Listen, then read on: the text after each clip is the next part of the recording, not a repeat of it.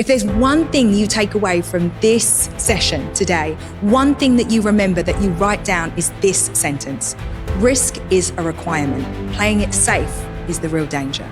If you're building anything worth having, whether it's a business, a brand, or just a life that lights you up, there are going to be moments when you are standing on the edge, wondering if the leap is worth it. And I'll tell you right now, it almost always is. I moved to America with 2 kids under the age of 3 years old. I left my family and everything that was familiar and comfortable in the UK. I had sold my company, and with that, all the certainty of my working reality, the place where I knew everything about the space I operated in, only to become an apparel CEO, which I knew very, very little about. The truth everyone needs to hear: there's so much you can control, and just as much that you absolutely cannot. As an entrepreneur, here's what I know for sure. You can control your vision, your energy, your standards, how you show up. Every single day, you can control these things. You can choose your mindset, your team, your boundaries, how you respond when things don't go as planned. But you can't control other people's opinions. You can't control the pace of somebody else's journey or every twist and turn in the market. And trying to control those things, that is what drains your energy for your life. So here's a tough one. How much of what happens in your life are you able to take responsibility for? It's a tough question and one worth thinking about. I feel like I was brought up in quite a blamey culture. Nothing was our fault. Everything was about what the neighbor did, what the government was doing, what, anybody else was doing. Everything happening all around was about what somebody else was doing, but it was never about us. It was never our personal responsibility. I grew up in East London, an impoverished part of inner city London. I went to a really tough school, when I did go to school, that is, and I've always been a little bit frustrated that I didn't have a better education. Every single one of us carries baggage, and let's face it, your past can be a heavy weight to bear.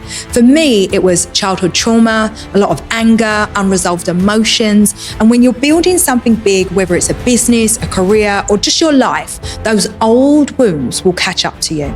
At one point in my 20s, I realized that my anger and my unresolved issues were really holding me back. I couldn't keep blaming my childhood or my circumstances for where I was at that moment. If I wanted to move forward, I had to do the hard work of healing. And that meant sitting down, confronting everything, and being willing to deal with all of that old shit. Always be yourself. Everyone else is taken. I think it was Oscar Wilde that said that, and I love this quote. Depending on what type of person you are, the idea of being yourself is either something that's so obvious or not even a discussion point, or it's something that you'll really struggle with. I've always felt pretty comfortable in my own skin. Until I was about 17, I was doing a lot of work experience. I'd go into different PR agencies in London, and I would realize very quickly that I wasn't like the other interns. I didn't look like the other interns. I definitely didn't speak like the other interns, and I didn't have the lunch budget of these kids, which really, really annoyed me. They'd all go off to these fancy lunches, and I was so pissed about it. For a while, I thought the name of the game was to fit in, until it came to being chosen for a specific assignment. Leverage is taking one thing, whether it's an opportunity, a skill, or even a relationship, and using it to springboard into something bigger. Now listen, I don't know about you, but I've never had a problem with vision. I've always been able to see into the future and know exactly what was coming down the path for me. But I'd be lying if I said that it had all worked out, or that I knew exactly how I was going to get there. And that's why I started making plans shortly before my 30th birthday, so I could really chart how I was going to be successful and what I needed to do to get there. I ultimately realized that one of the superpowers I have is the ability to leverage. And what I mean by that is that I've made it a habit to take whatever I've had, whatever the situation was, and use it as a springboard to get me to the next place. Let's be honest. How well do you really know yourself? I'm not just talking about what type of personality you have or what you're good at. I'm asking, do you know what you don't know? What are the things you're not great at? What are the skills that you lack, the areas where you need help? In other words, are you honest with yourself about your weaknesses? We all have them. I'm dyslexic. I find it really hard to read spreadsheets, especially those full of numbers. I have a very short attention span. I hate long meetings, and I really don't like big meetings with more than 4 or 5 people.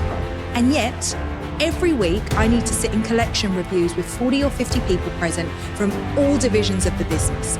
I know these things, these weaknesses about myself, and I would never be successful if I hadn't figured out a way to combat them. I can tell you right now, one of the biggest breakthroughs I had was when I finally admitted I don't know everything. And the next breakthrough I had was when I stopped pretending to everybody else that I did.